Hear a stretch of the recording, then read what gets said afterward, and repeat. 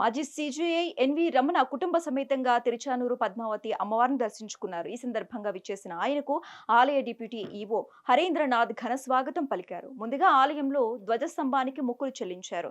అనంతరం అమ్మవారి మూలమూర్తిని దర్శించుకున్నారు. ఈ సందర్భంగా పండితులు మాజీ సీజీఐకి వేద ఆశీర్వచనం అందించారు.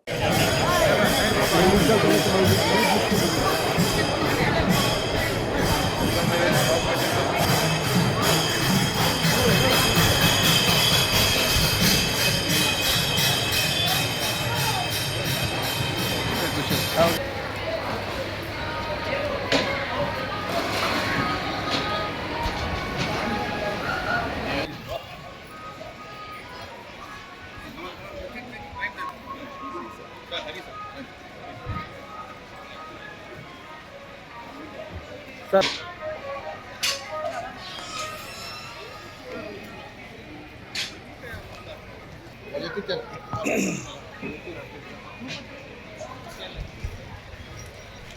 చెప్పారా